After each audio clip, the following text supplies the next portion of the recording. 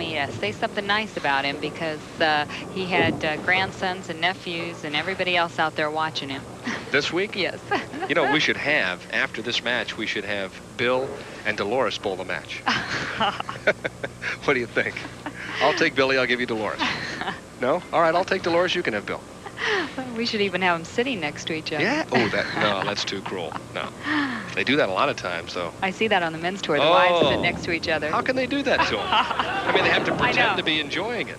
Uh-oh, you wouldn't enjoy this shot. A washout on lane 73 for Donna Adamek, who already trails by a bundle in this match. Well, she went high last time on lane 73, Denny. This time she said, okay, I have to send it a little bit farther right and get in a little bit deeper. But I think the farther right you throw it, the harder back it hooks. And unfortunately, this time it did not make it back for her. Needs to cross it over and doesn't quite get the job done. So an open frame for Donna Adamek. And Dana Miller-Mackie has a commanding lead in match number 1 of the Michigan Ladies Classic from Satellite Bowl in Dearborn Heights.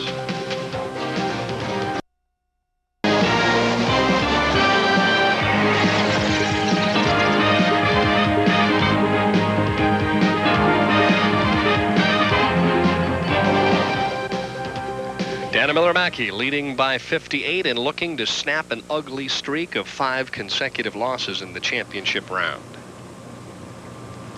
A player that's mentally capable of snapping that type of streak, Denny, because she's just a very positive player, always looking forward to next week, and says she can rationalize her losses. And I remember her leaving the 7-9 on television last week, which we thought was an excellent shot. She said she talked to somebody, she realized what happened, and it's helped her out. Did she feel like she threw a good shot? She did, but she also found out that she executes just a little bit differently, or she did on that shot when she's under pressure, and that's what caused the 7-9. Someone she respects very well told her that, and she also left it last night.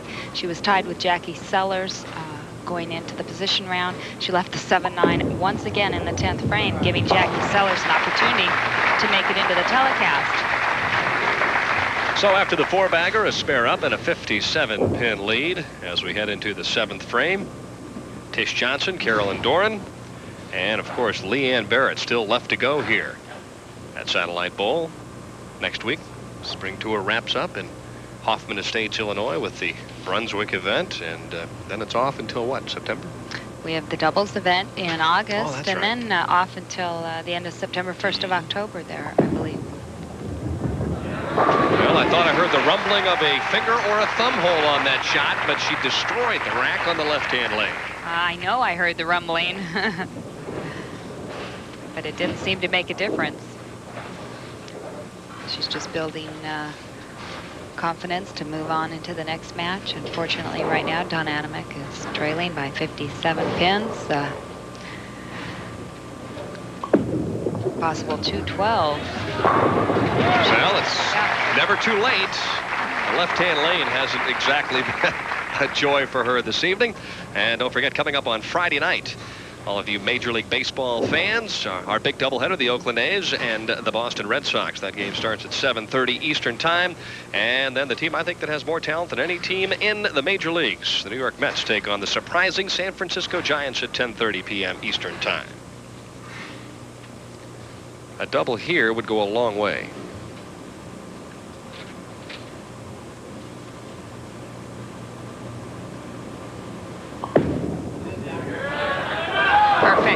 Oh, 6-pin wraps the 10. Well, that 6-pin acted very funny that time. Looked like a pretty solid hit, but it was like a limp 6. Well, it hit right in front of the 10 and then turned around and hit right behind it. Everything but a strike. So what Donna is thinking about now is 5th place. She's having trouble getting started in the championship round. She's making enough of them, Leila, but she can't seem to get any momentum. Can't make that shot or get that one break that you need to win. Well, she's also going to have to break that by qualifying a little bit higher, Denny. She's been qualifying lower in the 4th, 5th positions, and I think if she qualifies a little higher, that might give her the momentum to go in and win. Give it the Linda Kelly shot. Qualify second and win. 5 times this year. Hey, Carolyn Doran's there. A lot of non-champions this year have qualified in that second position. Jackie Sellers qualified in the second position the week before she won, or a couple weeks before she won, and it appears to be the position this year. 269, a realistic possibility. A big first game in store for Dana Miller-Mackie. Well, her high game this week was 268, so she could be topping that already. She may be moving to Dearborn Heights if she wins this event tonight, or at least buying stock here in Satellite Bowl. Or commuting and joining a league. So what I said, you've got a great idea. She'd probably be the high average in this house. Well, she'd be competing with Lita Steele, though, and Cheryl Daniels, because both those players do bowl league in this house. Great fans, great support for bowling here in the greater Detroit area. I mean, they just turn out in big-time numbers to watch not only the ladies' tour, but the men's tour. But it's bowling in general in this area. Wasn't team bowling very popular in this part of the country? No question. And, you know, in the 50s. Yeah, one of the really outstanding senior players right now, Gene Stuss, pretty much grew up and played here in the Detroit area, and he's been outstanding. And you can look back and think about some of the other players that have come out of this area, the Strampies and the, I think Billy Gobolieski. Dave Sutar? Yeah. Is that what it is? I'll get that name right. Yes, of course, Soupy. Some terrific players have come out of this year, or out of this area, I should say. And in terms of this first match, well, not what Donna Adamek was hoping for. But, yeah, I guess you have to feel good about making it to the championship round, to say the least. Well, she can pay the mortgage on her new house in Apple Valley. And yeah. She bought furniture with some, and so I'm sure she said, happy to get that fifth place check. This is probably just a few lampshades and a couple of plants, right?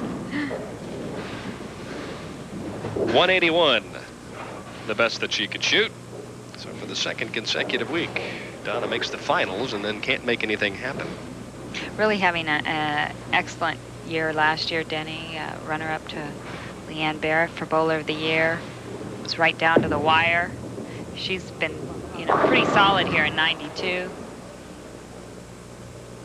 No carry, the story for Donna Adamek here on this pair of lanes, and for Dana Miller-Mackie, just the opposite. Every time she threw the ball in the pocket, she struck. Probably see a pretty good match between her and Tish Johnson, I would think. Oh, high scores here coming up, think? right? Possibly. Yeah, I would. This house has been known to be very favorable to left-handers throughout the years. They've fared very well. All right, we'll break away here because Dana Miller-Mackie is in control. Don't pay attention to that split. She's already a winner here in game number 1.